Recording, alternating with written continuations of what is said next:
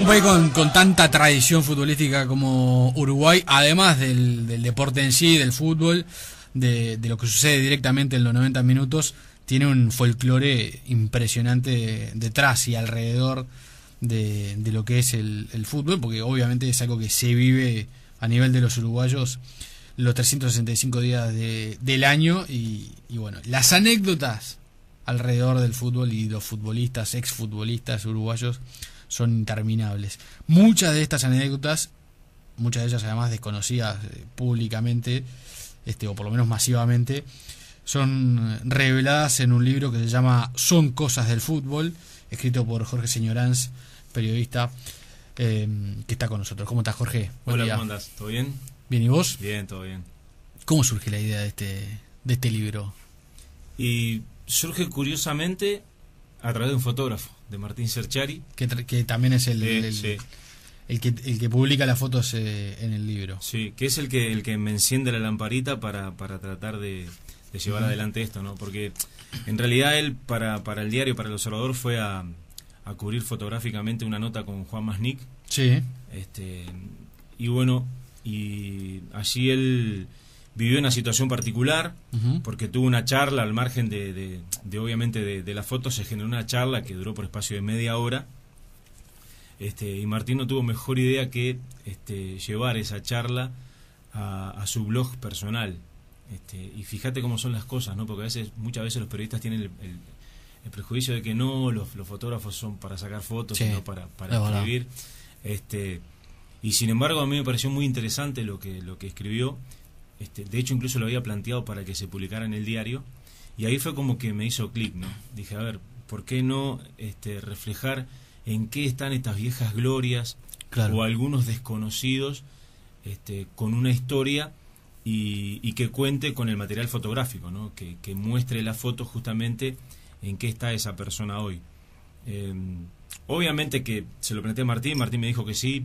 Pasó el tiempo, como todo, vino el Mundial, que a nivel de los periodistas deportivos un poco distrae, y bueno, como que no me decidí a dar el paso. Y en las charlas de la redacción, en los pasillos, ahí va, fue Valentín Trujillo el que me brindó el impulso final, digamos, el que, contándole muchas de estas historias, me decía, tenés que reflejar todo eso en un libro, está bueno que quede reflejado, que quede ahí. Y bueno, fue el que me tendió el puente con Fin de Siglo, con la editorial, claro, que desde un primer momento se mostró receptiva a la iniciativa. Valentín, que aparte es el que escribe el prólogo de este libro. Ahora, eso, ahí surge la idea del libro en sí, del proyecto. Pero tu obsesión por el dato y por guardar la anécdota y por guardar recortes surge mucho antes. Sí. Digamos, el material para el libro ya lo tenía, de alguna manera. Sí, la obsesión por guardar material o recortes de diarios y todo lo que tenga relación con el tema del fútbol, del básquetbol o lo que sea, viene prácticamente desde niño. Claro. Es como que, yo que sé, viste que vos decís, ¿cómo un tipo puede ser corredor de Fórmula 1? Y me parece que ya nace para eso. Sí, sí. Pues tenés que tener algo especial que te tocaron y que naciste para eso. Y en mi caso creo que viene un poco por ahí, ¿no? Al margen, yo que sé, que yo podía haber sido almacenero, farmacéutico, qué sé yo. Sí. Pero ya traía eso, desde niño, esa pasión por los recortes. ¿Y guardabas cosas? Guardaba cosas, sí. Tengo un dormitorio plagado de diarios viejos, revistas, recortes, libros, en fin. Y ahí obviamente fui dando con el material, ¿no? Con personajes desconocidos, muchos de los cuales los vas descubriendo en el boca a boca y en las charlas, ¿no? Con los dirigentes. Nosotros teníamos, por ejemplo, en el diario una página que se llamaba Historias, que se trataba justamente de esto, de contar en qué estaban viejas glorias del fútbol. Entonces ahí en el boca a boca con los dirigentes vos te vas haciendo de distintos personajes, muchos de los cuales están reflejados ahí.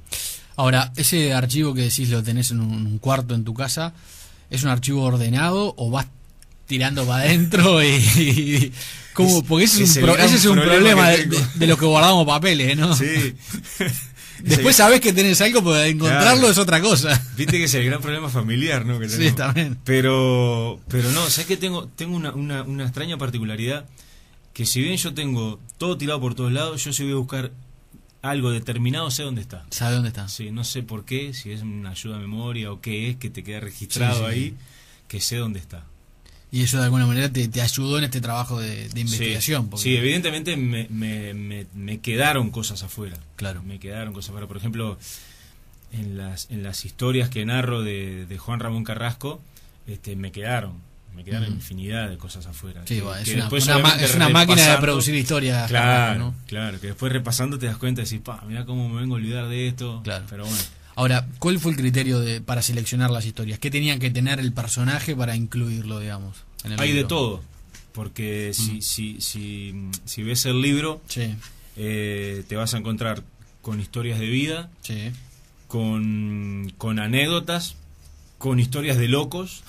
sí. Porque me decía Valentín, por ejemplo, tenés que dedicar un capítulo dedicado a los locos, ¿no? Claro. Porque está Abreu, está el loco Ortiz, el loco Montaño, que son personajes muy particulares del fútbol, ¿no? Sí. Hay giras, hay hasta historias de partidos, por ejemplo, como sí, el día del hincha de Racing, que fue un chiquilín alcanza pelota que se metió a la cancha a evitar un gol. Sí. Y hay historias de vida humanas, ¿no? Como la de Jorge García y la de Carlos de León, que vivieron situaciones dramáticas a nivel particular. Uh-huh. y que me pareció que estaba bueno y que era prudente llevarlas al papel, ¿no? El libro se abre con una historia increíble. Luis de Agostini en el mundo de las maravillas, dice el título de ese primer capítulo. ¿Quién es Luis de Agostini? Luis de Agostini fue un ex golero de Peñarol, Uh-huh. Que fue durante muchos años tercer golero. Sí. En la época del quinquenio.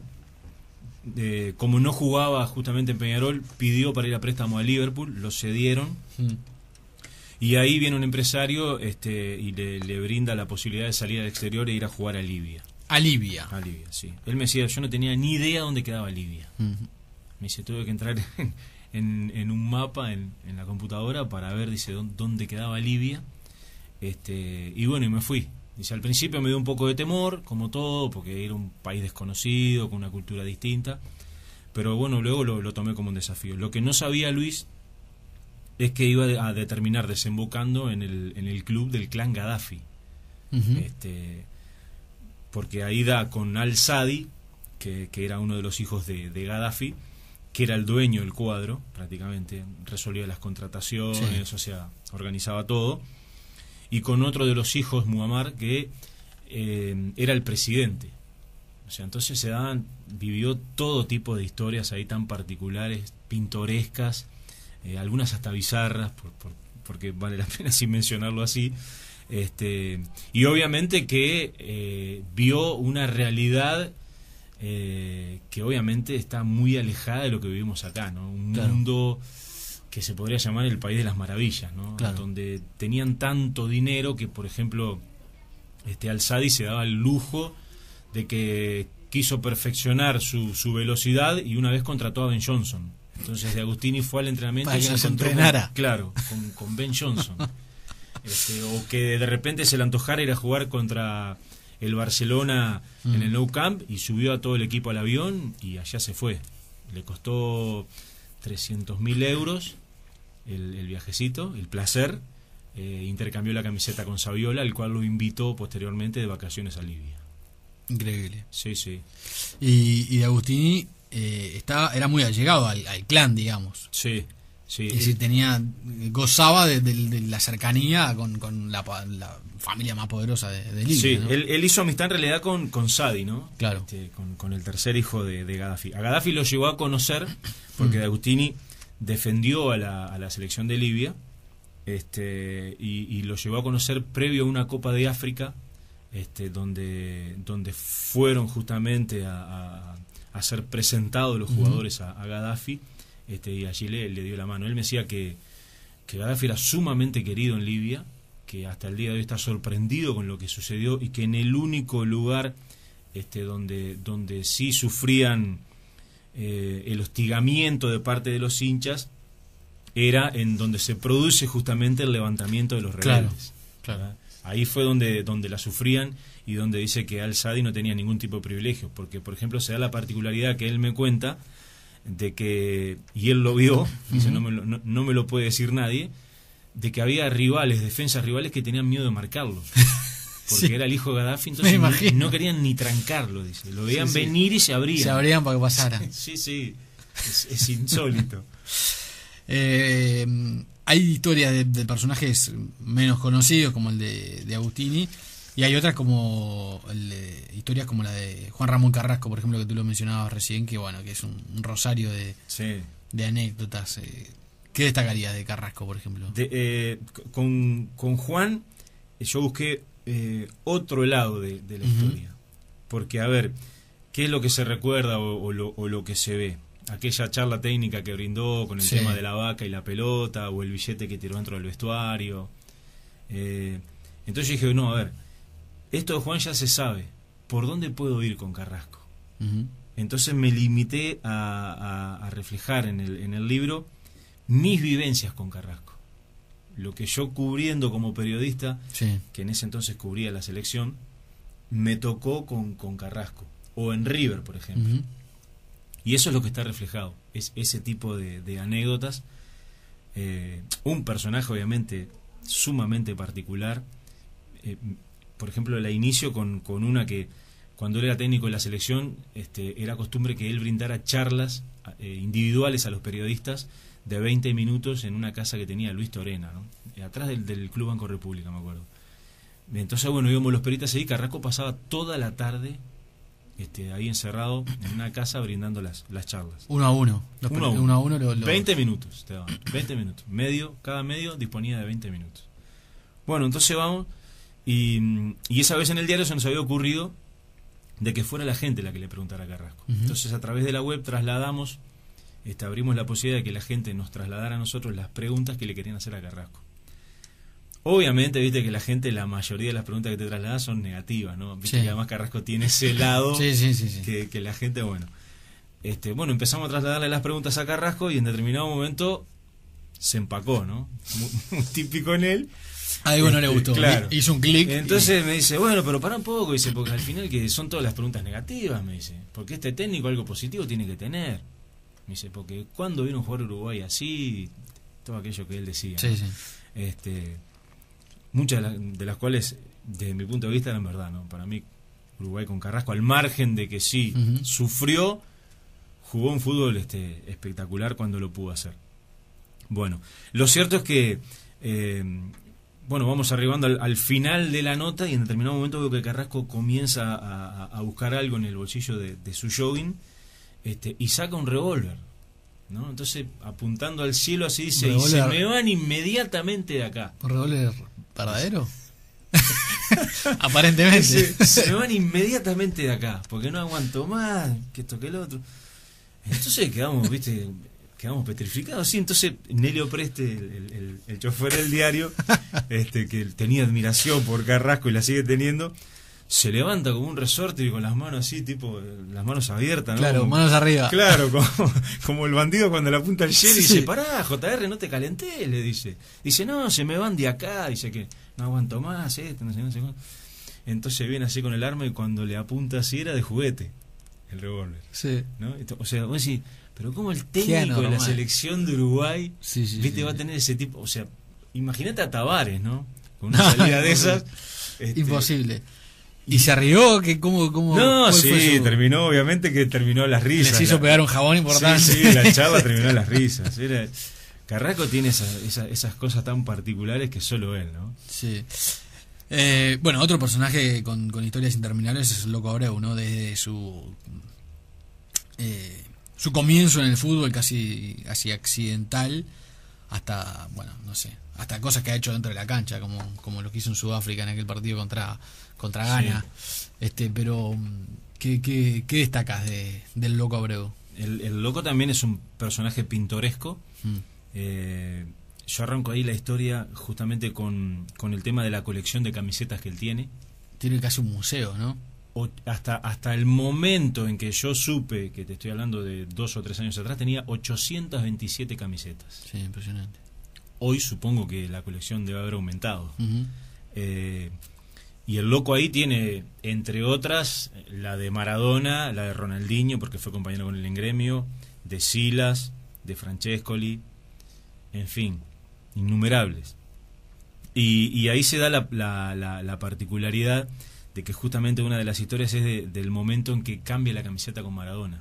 Él jugaba en San Lorenzo y Maradona en Boca. Entonces, él me contaba que por ejemplo, él se encontraba con un lugar de moda con Maradona, y siempre estaba por pedir la camiseta, pero le daba vergüenza pedirle la camiseta, dice. Entonces nunca se dio la charla. Entonces en un partido en la Bombonera termina el primer tiempo, dice, y me voy rumbo al vestuario y siento que de atrás me gritan uruguayo, y me doy vuelta y venía Maradona sacándose la camiseta. Me dice, ¿no me vas a cambiar la camiseta? Y dice, se me vino el mundo abajo. Dice, le di la camiseta, la enrollé, me la llevo al vestuario, se la doy al utilero, pleno entretiempo, y le digo, cuidámela porque si me la roban te mato, le dijo al tipo. Vuelven a la cancha, pero Abreu ya no estaba en el partido. Sí, lo sacó. O sea, lo que me dijo fue que me pasé todo el segundo tiempo pensando en que no me fueran a robar la camiseta de Maradona. Sí. Esa era su preocupación. Sí, sí. El loco fue compañero de Guardiola. Sí, claro. De hecho en tienen México. Cierta relación, ¿no? Sí, por lo menos sí. se hablan de vez en cuando. Ahí en el libro cuenta, por ejemplo, Abreu de que lo invitó a venir a Minas, lo hizo comer cordero a la pizza y lo hizo tomar un vaso de vino cortado con Sprite. Lo uruguayizó así. Sí. No pudo con el mate. ¿No? Dice que con el mate no hubo caso, pero con el resto sí. Hay otros personajes que son entrañables, ¿no? Como por ejemplo el Chango Pinto Saldaña. Simplemente el Chango se llama el capítulo sobre José Luis Pinto Saldaña. Un personaje también de vida increíble, que llegó a ser campeón del mundo, ¿no? Con Nacional. Sí. Y que hoy vive en Estados Unidos. Sí, está en Estados Unidos, sí. El Chango tiene la particularidad de que yo no encontré a nadie que me hablara mal de él. ¿Viste esos tipos que le caen bien a todo el mundo por su forma de ser, por su simpatía, por su bonomía?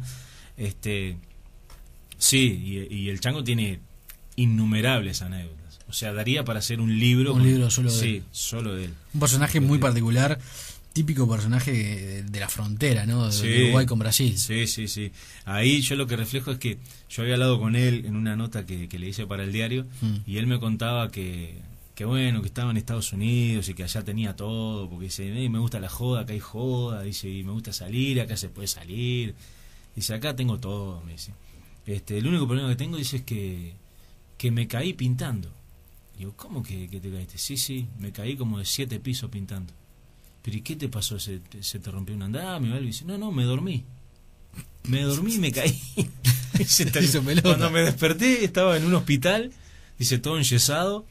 Dice, o sea, solo el Chango se puede dormir. Sí. Después me decía, dice, pensar que Masnik me dijo, vos pintas lindo, flor de pintor salí. Hay otro capítulo dedicado a las anécdotas del quinquenio de Peñarol. Hay otro sobre Central Español, hay otro sobre Danubio, hay otro sobre Liverpool. Ahí decidiste, digamos, hablar de anécdotas vinculadas a clubes y no a personajes o a exfutbolistas. Sí, exacto. Por ejemplo, en la de clubes destaco la de Sudamérica, que en la década del 50, si mal no me en la memoria, fue en el 57-58, realizó una gira por Europa. Sí. Sudamérica tenía un muy buen equipo, no había perdido en los 4 partidos que había jugado en el estadio contra los grandes, y aparece un empresario para llevarlos a Europa. Dice, bueno, entonces llamaron a los jugadores y le dijeron de apuro, vayan a probarse los trajes, dice que mañana nos vamos a Europa, no sé qué. Dice que en el barrio no podían creer cuando vieron salir a Sudamérica, todos entrajados, dice, rumbo al aeropuerto. Bueno, se van, lo cierto es que en la mitad de la gira el contratista desaparece, agarra el dinero y se fue. Se borró. Y los jugadores quedaron, imagínate, ¿no? Muerto. O sea, pasaron de nos vamos a Europa. Los 5 estrellas, sí, a empezar a guardar, como me contaban algunos, dice, íbamos a comer y guardábamos las milanesas entre los zapatos. Claro. Dice, nos llevamos la mesa para comer de noche. Dice. Pero el gran problema es que se da la particularidad de que en Uruguay se avecinaba la fecha del inicio del campeonato uruguayo. pero el equipo estaba anclado en Europa. No podían volar. Y los dirigentes no tenían plata para remitirle los pasajes. Entonces se armó un revuelo bárbaro.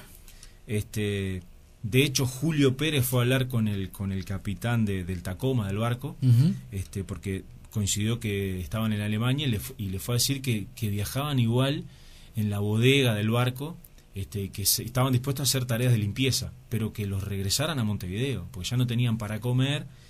Y el capitán del barco le dijo que no, que por disposiciones no podían porque la comida que había era para la tripulación y que no podían. Y bueno, entonces acá en Montevideo se realiza una asamblea y ahí es donde se resuelve la transferencia de Cacho Silveira a Independiente.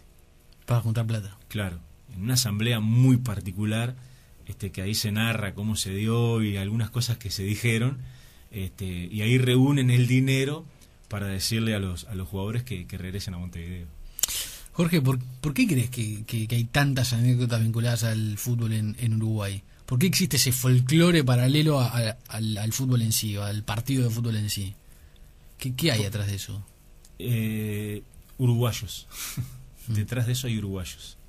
Por eso se da así. Por eso se da esa forma de ser tan particular que tenemos, de vivir el fútbol de determinada manera, de la picardía, porque hay mucho cuento de picardía justamente ahí. Claro.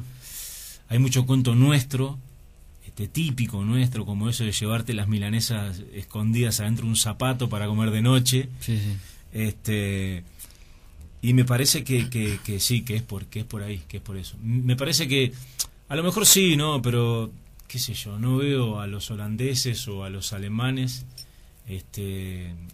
escribiendo un libro de este tipo de cuentos, ¿no? Con este tipo de historias tan particulares. Sí, totalmente. Creo que los uruguayos tenemos ese, qué sé yo, que nos identifica y que me permite justamente reflejar esto, ¿no? Un lado que de repente intenté justamente eso, que no fuera conocido, que no estuviera explorado, para trasladarle a la gente un libro distinto, ¿no? Por ejemplo, yo escuchaba a Traverso cuando estaba esperando hacia afuera, y que él decía justamente eso, ¿no? O sea, vos cuando te encontrás con un libro de fútbol decís, pucha, otro libro más de sí, fútbol, pero no es un libro de fútbol.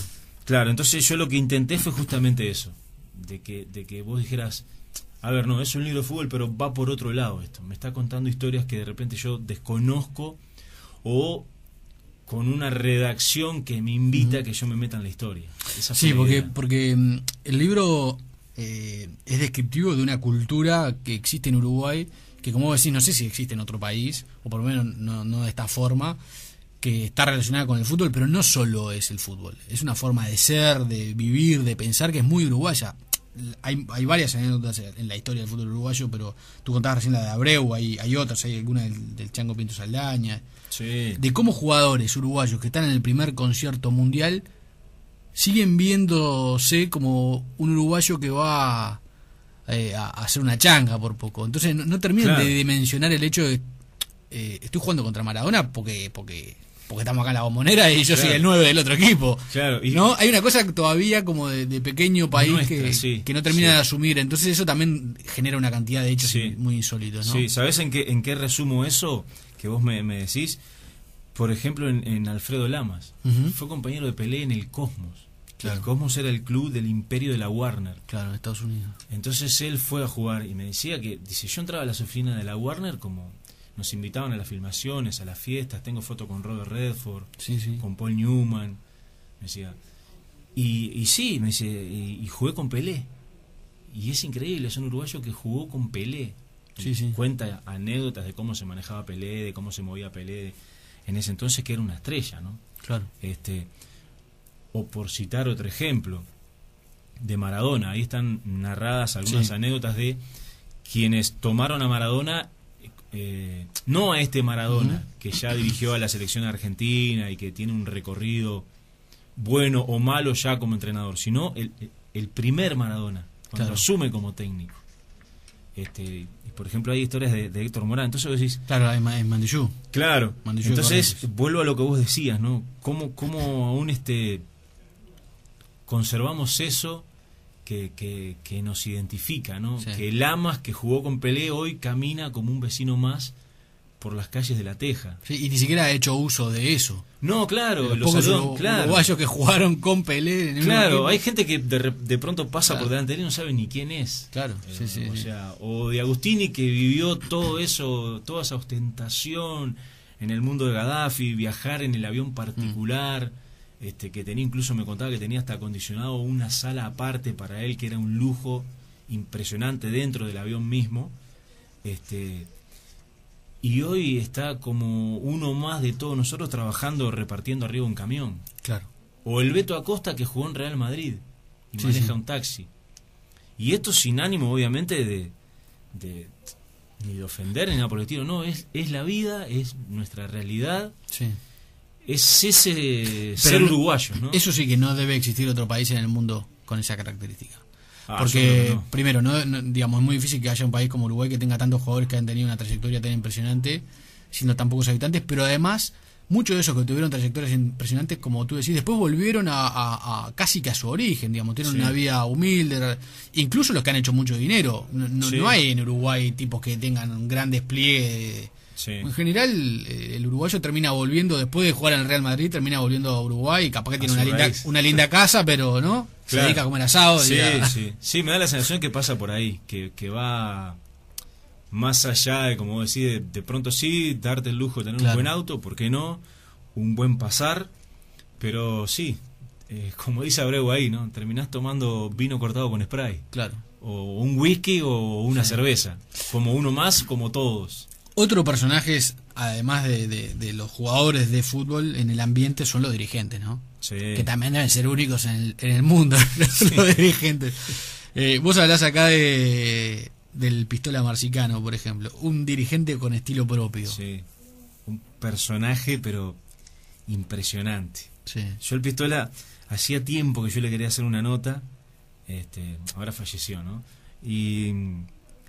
Y bueno, era como que me faltaba dar ese paso, ¿no? Para ver por dónde voy con la nota con el Pistola, dije, ¿no? Entonces, bueno, y una vez me decidí y lo fui a buscar. Él tenía todavía un bar cerca de la AUF, no sé si te recordás, ahí en la esquinita que ahí, tenía un bar. Entonces fui a hacer la nota ahí y nos sentamos, prendí el y le dije, mira Pistola, vengo a que me cuentes tus anécdotas, nada más, que me cuentes tu historia y tus anécdotas. ¿Cuánto tiempo tenés? Te dijo. Sí, no, fue impresionante. Fue impresionante, además lo que me maté de la risa ese día. Y después reflejé algunas historias que me tocó vivir con él, por ejemplo, en la inauguración de la sede de la Confederación. Claro. Pero sí, un personaje de novela muy querido. A modo de ejemplo, fue invitado por los jugadores de la selección uruguaya a 2 mundiales, donde hizo las veces de cocinero. Él hacía todo, ¿no? O sea, se prendía en la delegación y hacía lo que viniera. Claro. Y lo querían a nivel incluso de la Confederación Sudamericana, ¿no? Porque él, por ejemplo, él organizaba rifas para el merendero de Progreso y él iba y se las vendía a Belange o a Grondona. O sea, esperaba la oportunidad de que vinieran los tipos acá por algún partido, por alguna situación en particular, y él iba y les vendía. Y los tipos le compraban y lo querían. De hecho, ahí concluye justamente su capítulo diciendo que cierta vez en la AFA había una reunión de presidentes y le anuncian a Grondona que había un tal Marcicano que preguntaba por él. Y Grondona le dijo, hágalo pasar. Dijo, entonces el Pistola entró a la sala y Grondona dijo, este señor que ven acá se llama fulano de tal y tienen un merendero que le dan de comer a no sé cuántos niños en Uruguay. Pido un aplauso para él. Y todos lo aplaudieron el Pistola. Impresionante. Sí. Es que muchas veces, cuando en el exterior se preguntan el éxito del fútbol uruguayo, cuál es el secreto, claro, todos tendemos a describir lo que el fenómeno de fábrica de jugadores que es Uruguay, el baby fútbol, todo el proceso, lo que significa, pero muy pocas veces mencionamos a los dirigentes, ¿no? Y desde Narancio en la década del 20 hasta Cataldi o Dante Dioco, digamos, han sido claves también en la conformación del fenómeno del fútbol uruguayo, no los dirigentes. Hoy para mí, desde mi punto de vista, está muy deteriorada la imagen y la función de dirigente, en algunos casos por propia responsabilidad de ellos, por determinadas situaciones que no es en el caso narrar. Y me parece que sí, que antes se gozaba o se tenía el privilegio de tener dirigentes de otra casta. Claro. Yo creo que tenían más calle, más boliche, más contacto con otra cosa, ¿no? Que hoy de pronto no se da tan así, ¿no? Yo que sé, ahí con Marcicano hay una historia que es increíble, que me viene a la memoria. O sea que yo me reía solo cuando escribía las anécdotas o cuando las volvía a releer. Claro, y mi señora en casa me decía, ¿pero de qué te reís? Me decía. Entonces hay una anécdota ahí que van a un sudamericano juvenil con Uruguay a Bolivia y los jugadores le piden a los dirigentes para quedarse en Cochabamba porque había hostilidad, porque decían que los uruguayos venían a sacarle el título, no sé. Bueno, entonces en determinado momento Uruguay va a Cochabamba y van a un pueblo cercano a Cochabamba, donde el alcalde de la ciudad les quería hacer un recibimiento. Bueno, aparentemente habían acordado todo, pero los dirigentes no querían que fueran los jugadores, porque se tenían que pasar el día entero ahí. Bueno, lo cierto es que los bolivianos paran un ómnibus en la puerta del hotel de Uruguay y los fueron a buscar a todos. Entonces dijeron, bueno, ¿y qué hacemos? ¿Qué hacemos? Manden al Pistola. Manden al Pistola y mándenlo con 5 o 6 suplentes. Dice, y bueno, y por lo menos tapamos el ojo. Claro. Bueno, ya se fue el Pistola con los jugadores. Llegaron al pueblo, bueno, estaba todo embanderado, una fiesta bárbara, y entonces lo llevan a un gimnasio y se dispone a hablar el alcalde, y empieza a decir, bueno, ciudadanos, no recuerdo bien el pueblo, ¿no? Dice, hemos sido engañados por esta gente, porque claro, querían el equipo titular. Hemos sido engañados, dice, yo no sabía dónde meterme. Dice. Bueno, entonces dice, el Pistola pidió la palabra, ¿no? Y bueno, y habló y aparentemente logró conformar a las masas, ¿no? Bueno, entonces cuando ya nos disponíamos a volver, dice, el alcalde grita, bueno, y ahora que entre la banda musical, y arranca la fiesta, no podíamos volver. Y empezaron a servir chicha. Dice que es la típica bebida boliviana, que es con maíz fermentado y que te pega duro, ¿no? Sí, te hace daño. Sí. Entonces, bueno, sirven chicha, no sé qué, y dice, tienen que probar la bebida típica acá, no sé cuánto. Y el Pistola dice que tomó el micrófono otra vez y dijo, ciudadanos, dice, quiero decirle que a todos estos compañeros que están acá, señalando a los jugadores, dice, les gustaría tomarse 2 vasos, no 1, pero yo voy a brindar por todos ellos. Dice, me fui en un estado... Pero salvó la petiza diplomáticamente. El libro se llama Son cosas del fútbol y recoge muchísimas de estas anécdotas que hemos compartido y muchos más. Cuenta cosas desde un golero uruguayo en el equipo de la familia Gaddafi en Libia hasta la intimidad de la selección del maestro Tavares. Y está escrito por Jorge Señoranz, es realmente imperdible, editado por Fin de Siglo. Jorge, gracias por haber venido. A ustedes valoro mucho el espacio. Muchas gracias y mucha suerte con el libro. Dale, nos vemos en un rato. Nos vemos un ratito en el Observador.